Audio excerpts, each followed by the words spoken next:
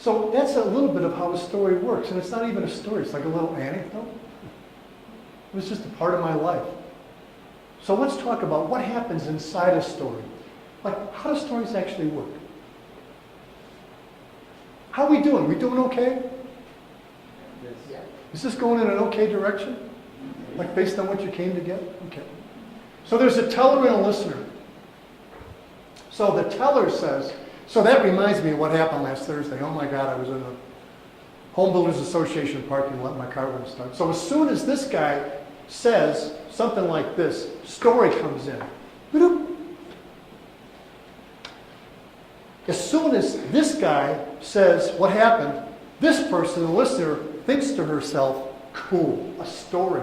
I wonder what happens. I wonder how this is going to turn out.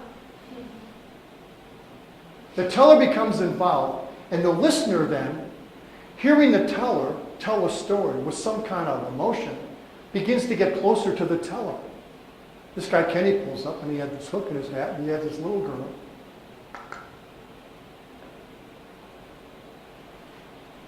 As the teller tells the story with some energy, the story starts to get pretty big.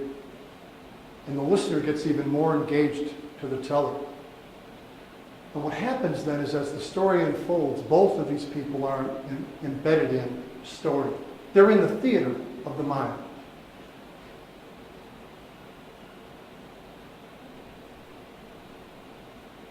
The teller wraps up and makes the point. So, why don't you just go out there and be somebody's hero? That's the point of the story. So the story starts to exit, but the two people are still in the story bubble. And this is the really cool thing about stories, is the people stay connected, and it's the story that glues their relationship together. And you become the cool person who told the story about Kenny. And what's interesting is at the end of the day, the teller may be forgotten, but the story can linger. Look, guys, this is how we're wired. This is just how we're made. We came out that way. And the first rule of story is, you got to make me care. We'll go to some $200 million extravaganza in the local Century 24. It's all computer graphics. You walk on the parking lot and it's like, there wasn't a person in that movie. I could care less about it. Because at the end of the day, it's about computers and explosions. But we're all looking to connect with heart. And that's actually all we're looking for all day long. It's like feeling good. So now we're going to talk about audiences. This is the big deal. It's all about irrational decision making. I know a lot of you guys have PhDs and there's a lot of brain power in here, etc. But I got to tell you something. Our decision making is crazy. This is the truth about audiences. It's not about you. It's about other audiences. They're self-centered. They're incredibly biased. They get lost in mind chatter. They're emotional, dumb, they're lazy, and they scare easy. But not you. These other audiences that you'll come up against. So you know, sometimes they say if you want to get rid of the speaker heebie-jeebies, think about everybody in the audience who's sitting there in their underwear. You ever heard that? How weird is that, huh? Think that they're all wearing this. Because here's the deal. It's all about you. It's all about you. Anytime you're talking to an audience, whether it's over coffee at Starbucks or whatever, it's the audience that's the hero of the story. And everyone you talk to. This can't be said. Starbucks, conference room, big plenary session. This is what they say. I may not be much, but I'm all I think about.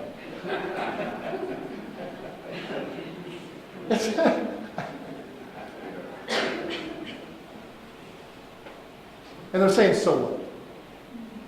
And they're saying, who cares? This is the bias part, okay? They get up every day and they put on their worldview. This is mine. Here's what mine looks like. This is my worldview. He's got his, you've got yours. Aren't these cool? For snowboarding.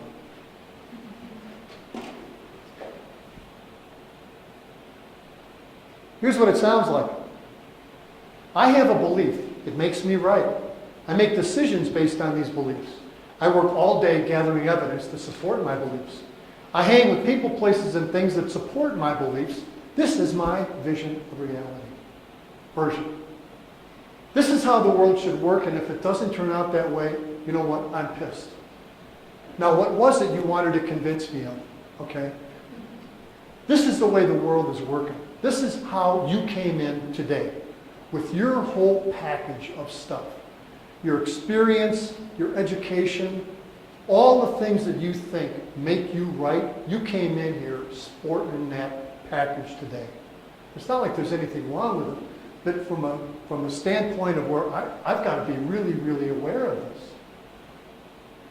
Because there's a part of me that wants everybody to think just like me, and we don't. And coincidental with that is, you can change behavior using facts. Because what they're all doing is based on beliefs. Don't think you can pull out clinical trial data and get people to stop smoking. Don't believe that you can show awful accident pictures to people and get them to buckle up. This whole thing here about drunk driving, this is the biggest fraud going. Our society doesn't want to stop drunk driving. Because if we did, we'd stop it. Drunk driving is a huge, huge industry. There's a lot of jobs that go away if people didn't drive drunk. And all the damage that happens on the highway is basically collateral damage, I'm sorry to say. I saw a big flashing sign coming into town. 1,392 Texans died on the road last year. Look, the changes, Bob, you know this, he's involved in organizational change. The changes that we're talking about are not going to be talked away by showing somebody facts and cancer rates and death rates. Because we're not wired that way. Here's another one. Your great idea, your great invention, some people are going to see it as a threat. Because this is how they work. So this is me. I'm in this committee session. I'm an outside vendor. I got new software. And you know what? It increases ROI and productivity. It's amazing. This stuff is amazing.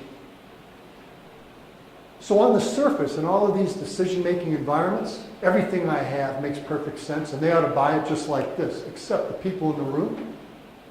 She's thinking, this guy's solution, this outside vendor, his solution is going to cost me the chance to do it in my department. IT won't get credit for it. So what happens to me? She's thinking about herself. Because you know what? It's all about her. And this guy, oh, this is great. So now instead of leaving here at 6, I'll get to be here till maybe 7 or 8 o'clock implementing this stuff. Oh, won't this be fun? And then she says, over my dead body, because Smith in HR might wind up getting credit for the idea. Okay? So with any new technology, this stuff that we call disruptive technology, let me tell you, there's a whole bunch of people out there with your new idea. There's a whole bunch of people whose jobs depend on keeping your technology out of their shop. Because they got something to protect, and they're known as gatekeepers. You have got to get out and talk to the people who make the decisions. Leave the lab, leave the software behind, and while you're concurrently developing your product, you have got to get out there and talk to people who make decisions. Because underneath it, there's going to be a whole bunch of people who will say no. They will dagger you to death, and you'll never know what happened. You'll just get a no, or you'll get interminable delays. So let's talk about the pitch. How are we doing for time? 46. We're doing okay. Yes, sir. Can you touch a little bit about gatekeepers and decision makers? Because they could be two different things. Yeah, so if we go back real quick. So this guy here might be the decision maker. He's like the CIO. He's really the decision maker. But there are 5 or 6 people around here that can be deal killers. Any one of these people goes into his office and says, there's no way that software is coming in. Because you know what will happen in my department if it does? This guy says, okay, we're not doing it because I am not going to battle over this. It's not that big a deal. So the vendor is told, you know, we got a little bit of a budget crisis going here. We're just gonna put it off for 6 months. Come on back. He doesn't say no. He just defers it and defers it and defers it and defers it and defers it. This is what goes. Let me tell you. I had a meeting about 2 months ago with a guy that's really, really, really important in water purification, and he said to me, New Mexico will run dry, and it'll be dry. The pipes will run dry for 2 years before New Mexico wakes up to the fact that they've got a water crisis. Because what ties up decision making are people and policies. Take a look at Washington, D.C. So it's not about the technology and it's not about the product. It's these people in between. And that's why if we've got a new technology or we're making a pitch, we have to understand that there are underlying things like these people who think thoughts that come from a place of self-interest, and they can be the deal killers. And you'll never know it because no one will tell the truth. The pitch. Look, here's all you ever have to know about this whole deal. Obsess about what your audience wants. So one of my quandaries was, we're going to have such a diverse audience. These people, like a bunch of neurologists, I know exactly where they're coming from. I know exactly what they want. But you guys, I'm not sure. So in the beginning, I sort of had to ask, what are you guys looking for? Just like, help. What can I do to serve you? You've got to obsess about your audience. If you're pitching a VC, you better obsess about, I got to tell you, if you go to pitch a VC, you better know what his dog's name is, where his kids go to school. Know what you're talking about, Cole. You have absolutely got to be number one in your game in terms of thought leadership. Nobody better know more than you do about your stuff. And then practice, practice, and practice some more. This is really the whole deal. The best pitch is a story, and the best pitch is a before and after story. So has anybody ever seen Biggest Loser on TV? Who's seen it? Yeah. I mean, to me, I watch it, it's like transformational. It's not about people losing weight. It's about people, they're like different people. So all the best stories are before and after stories. And whether you're selling fashion, jewelry, nanotechnology, financial services, or software, somewhere in here there's got to be a really powerful before and after story. And the whole idea is, this is the way things were, and now with my software, this is the way they're going to be now. I talked about the mind chatter. Anytime you're in a pitch, first thing is connect and engage. One of the things that I try to do is try to shake everybody's hand and meet everybody before I go up here, okay? Ask questions and use props. The reason that you always want to get to a place early is to see, and like if you're nervous, the reason people are nervous is if I just walk in here and I see faces staring back at me, like your faces, they're just neutral faces. I don't see bias on your faces. But to a person who hasn't done a lot of speaking, when I look out and I see faces and they're just looking at me, I can kind of get scared about that. I expect you to be all smiling like I'm Mick Jagger. And if you don't do that, I'm like, oh man. So then my heart really starts to beat. Then I make myself even more scared, and then you get scared and look at me scared, and the next thing I know, I'm totally freaked out. Okay? But if I get a chance to meet a few of you and hear a little bit about your story, nanotechnology and onion skins, and it's like you're just like me. So it's not even scary anymore. Instead of saying, well, these are my numbers, I could step back and say, well, let's take a look at this together. So there's all kinds of things that I can do to create a collaborative meeting experience rather than a pitch. I got to tell you, there's something inherently off about a pitch. It's like in a pitch, there's winners and losers. In a pitch, it feels like it's not bi-directional. It's just somebody backing up a truck with a bunch of words and stuff, and here it comes.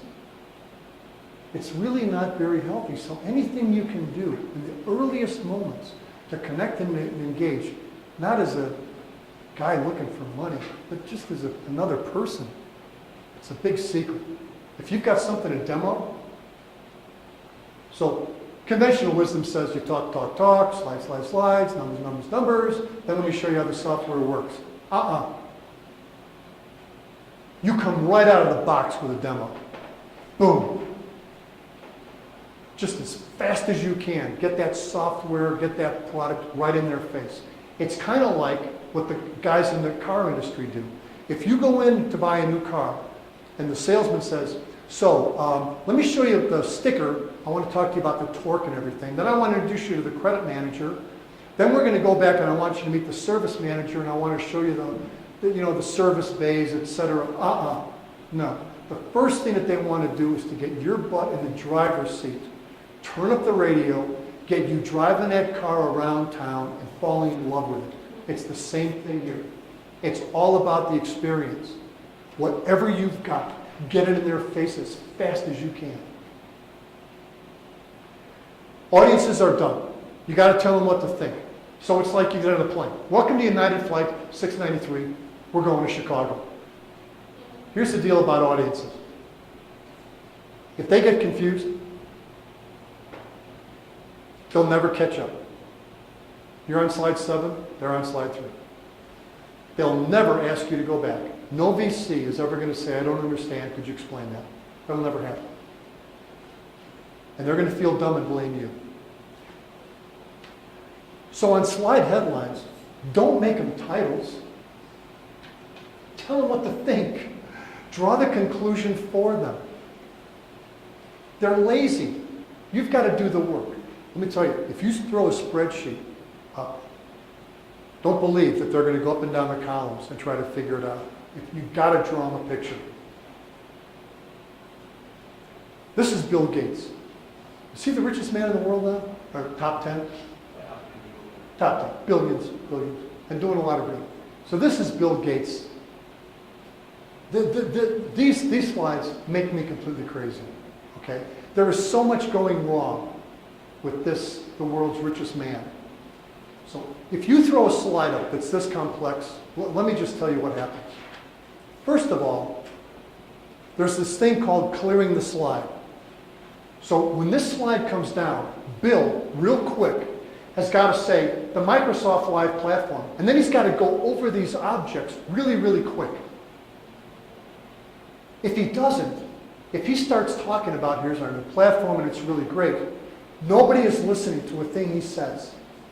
They're all trying to figure out what the hell this slide means.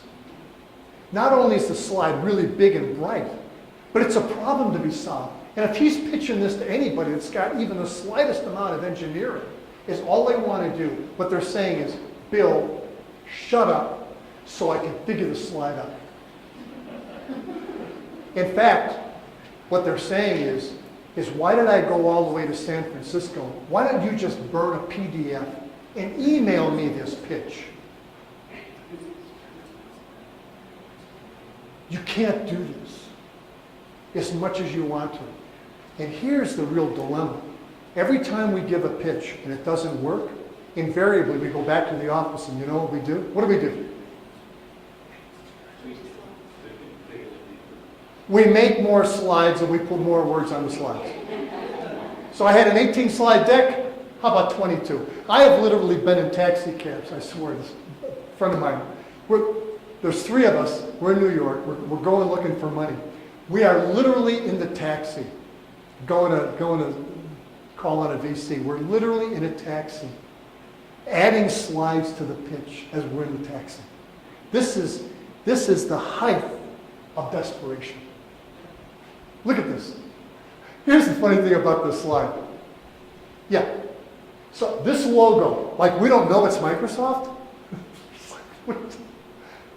All these bullets, gold bullets, dimensional gold bullets. And here's Bill. Here's the problem with slides in general. If you can get away and not use slides, here's the problem with slides. Bill actually, in his role here, is diminished because the expertise is coming from the slide. Bill is a reader. He's a slide reader.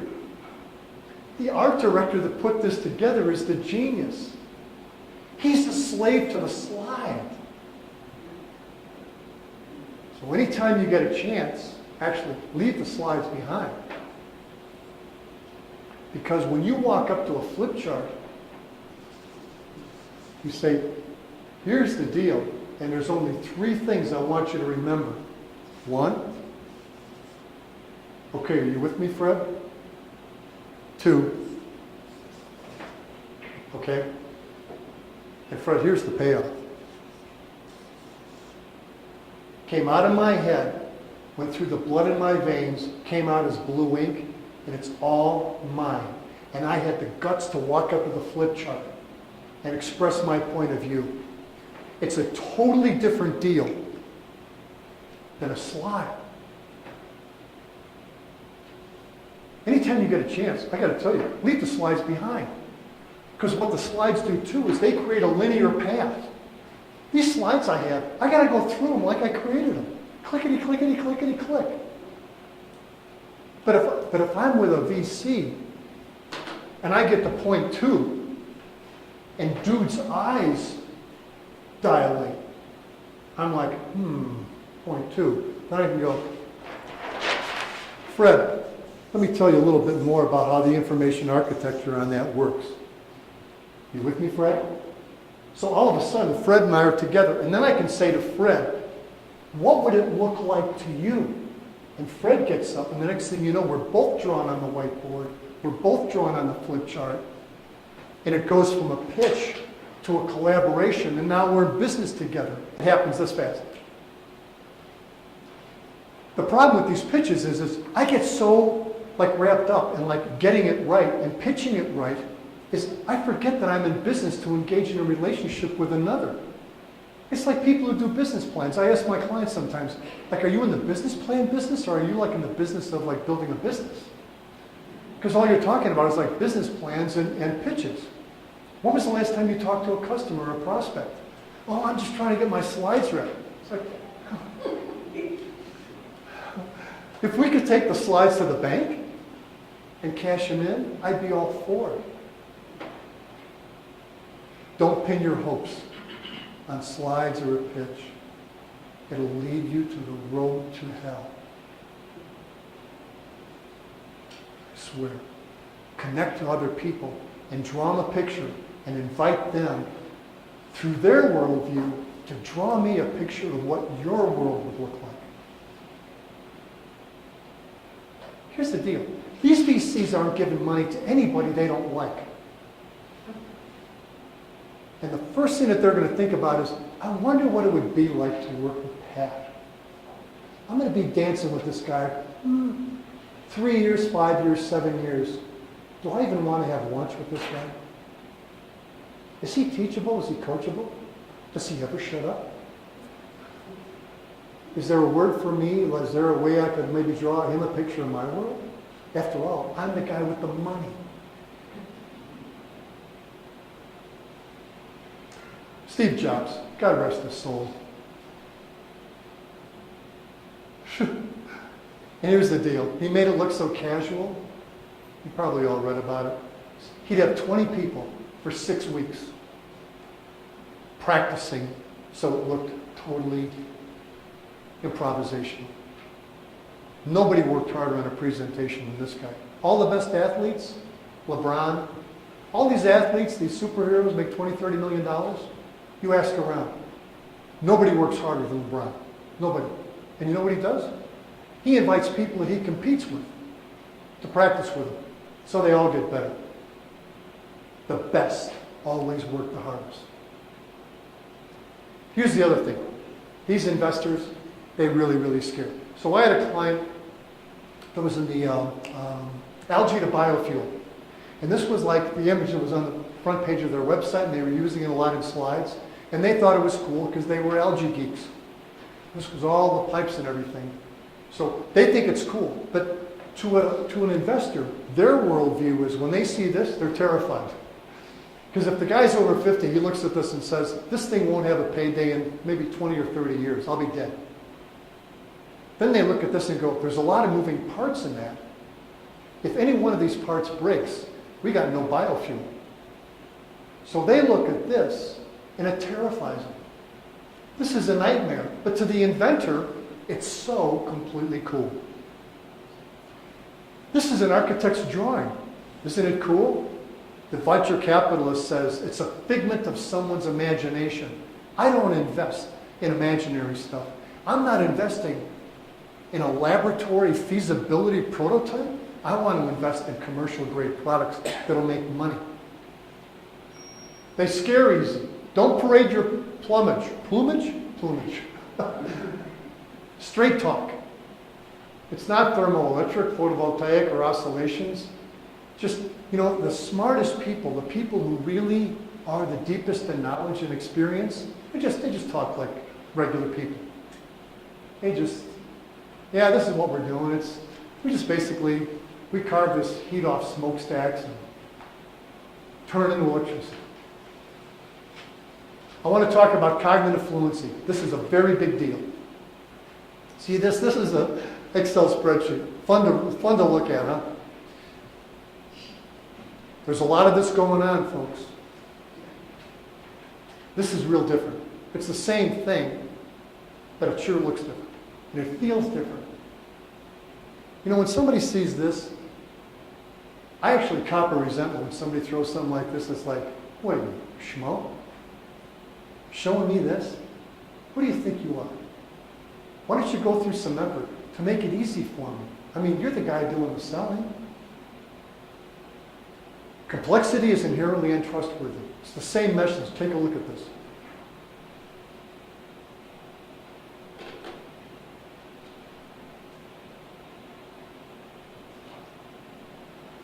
That's why when we sit down with an insurance policy and you see all of that mumbo jumbo, it just scares you right down to the pit of your stomach. You're signing stuff you really don't understand. Yucky. People don't want drill bits, they want holes. This is the old story. People only care about what they get. So this is the wonderful iPod. This is the data sheet. Flash drive, USB, 16 gigs, etc. Yada, yada, yada, yada, yada. 10,000 songs in your pocket. Just imagine 10,000 songs in your pocket. It's like, yeah.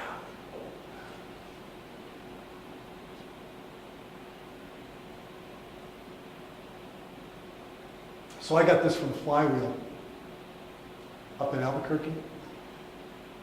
They see maybe 600 pitches a year, 30 go to due diligence, 8 term sheets, and 2 get funded.